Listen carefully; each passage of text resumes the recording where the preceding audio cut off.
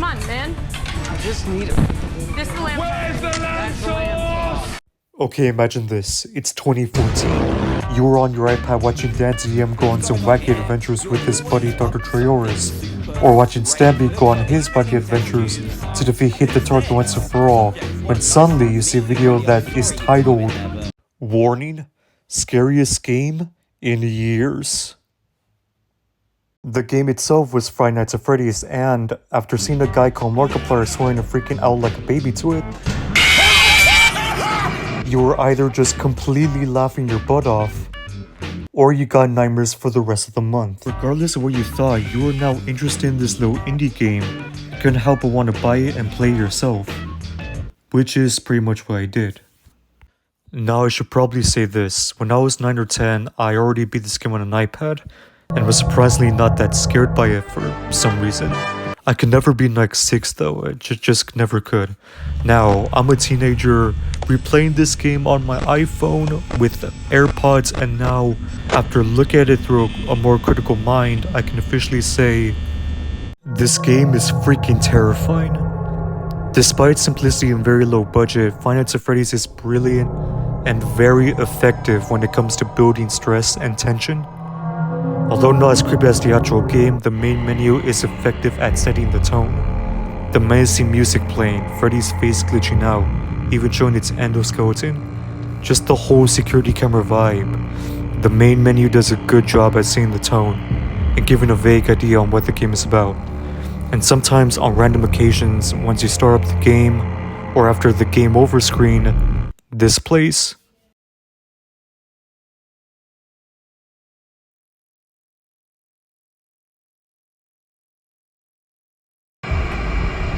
Yup, I'm totally not hiding behind my pillar or anything. I'm not scared, guys. I'm totally not that scared. The actual game starts, and it doesn't immediately start the scares. All you hear is the sound of the fan and the phone ringing. Once the phone is answered, phone guy talks to you, explaining what to do for the game. Oh, by the way, random advice, only listen to phone guy on Nights of Mine 2. He's pretty much useless for the rest of the game.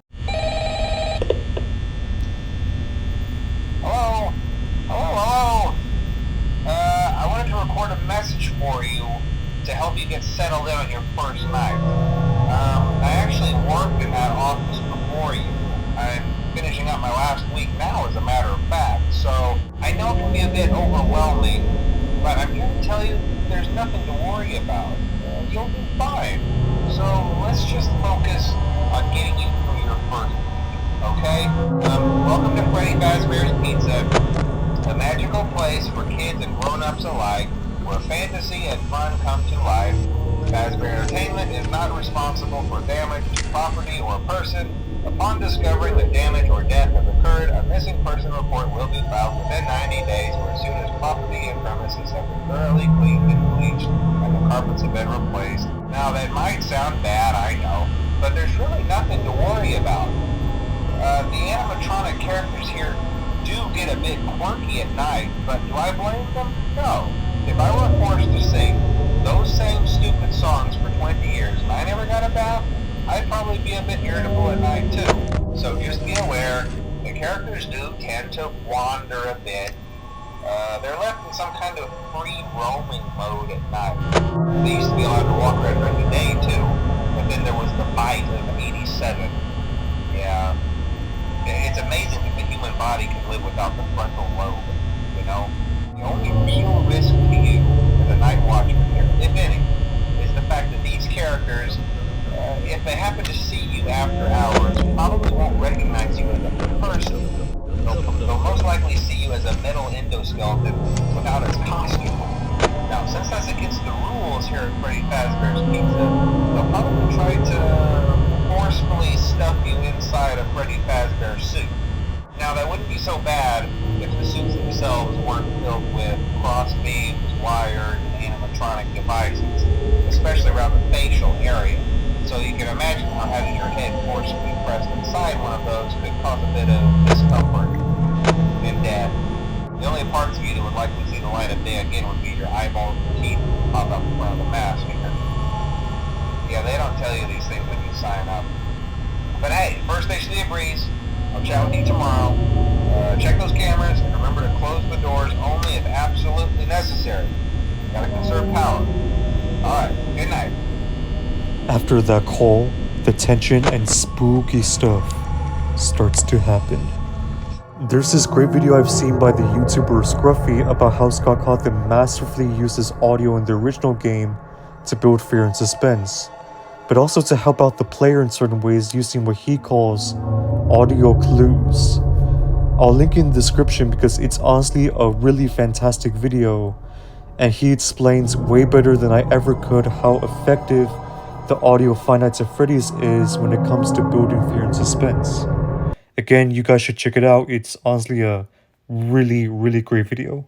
Right now, I want to talk about audio clues, which is basically audio that helps you out in the game. There's the banging of pots and pans by Chica that tells you that Chica's in the kitchen. There's Freddy's iconic tune that plays that tells you that Freddy's in the kitchen.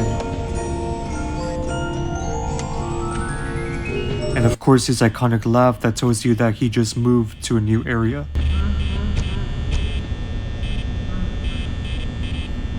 In nights 4 and 5, there's the audio that plays when Bonnie and Chica are at the corners of your office, meaning that they're close, and once it stops playing, you should check if they're by your door. If they are, close the door immediately.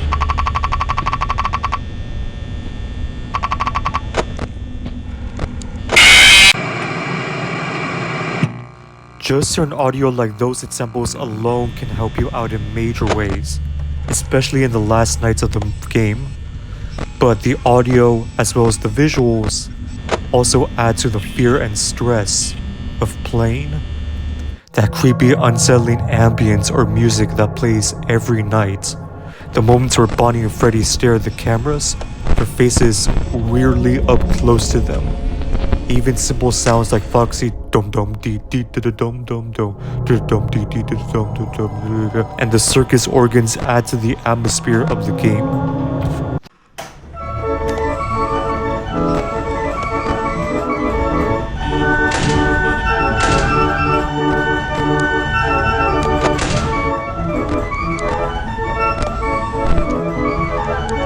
All of these sound effects and visuals add up to a creepy and unsettling experience that brilliantly builds up fear, stress, and tension.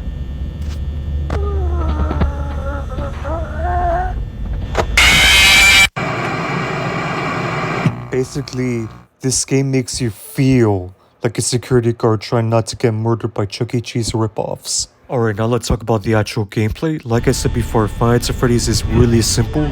You got security cameras, 2 doors, and 2 lights.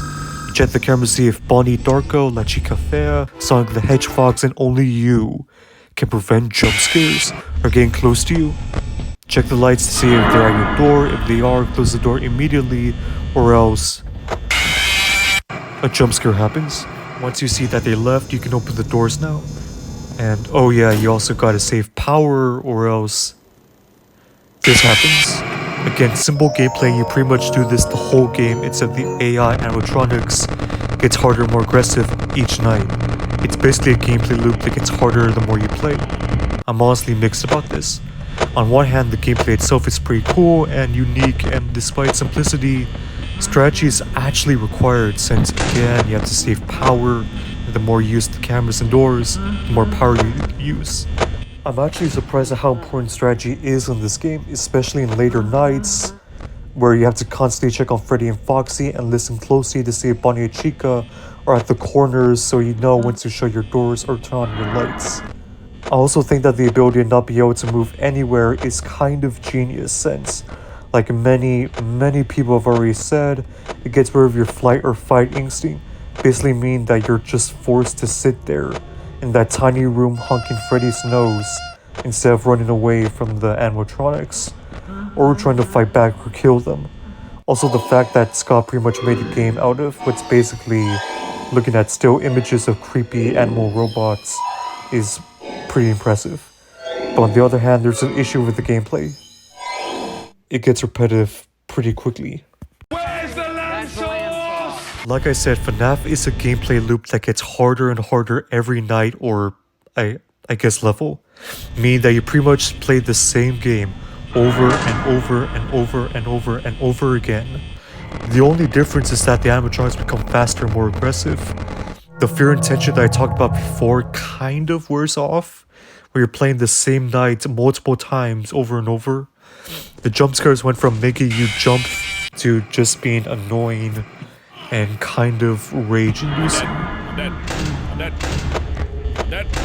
I'm dead. I'm dead. The game just becomes really repetitive, and once you finally beat it, there's not really a reason to replay it aside from Night 7, which I'm not going to play because Night 6 is too freaking hard. Wow, this has aged really badly. Well, not really badly, but it hasn't really aged well because, as you saw in the footage, I have actually been Night 6. I mean, it took me lots and lots and lots of tries, but I finally did it. I finally beat Night 6. Really hard, but I finally did it. I don't know if I'm going to be able to be 2020 mode or just 2020 mode, but damn, I actually beat Night 6. That recording, that script haven't really aged well. And yeah, that's all I have to say. Anyways, let's go on with the video. One other flaw I had with FNAF was the cameras. Except for the one in Pirate Cove watching Foxy, they pretty much become useless. In Nights 4 to 6, like I said, you only need them to check on Foxy, or to see if Freddy's moved, and to stop Freddy and Foxy from moving and getting into your office. Those are the only times you're going to need the cameras. The last flaw that I have with this game is that stupid freaking fan. I want to turn it off so freaking bad because that stupid piece of metal is wasting my freaking power. I'm sick and tired of hearing that stupid humming, that I want to plug that stupid thing, throw it on the ground, and stomp on it until it's nothing but a broken, ugly shrivel of a tool. Five Nights at Freddy's is a very simple game, and it can be really repetitive to play, but damn, it is effective as a horror game. It's ingenious when it comes to building suspense and tension, and can still somehow induce fear and stress into you, even after nearly 8 years. It's clever with its audio clues, which end up helping the player in unexpected ways. It's undoubtedly going to go down as a horror classic, and I'm going to give the original Five Nights at Freddy's an 8 out of 10. With some tasty lamb sauce.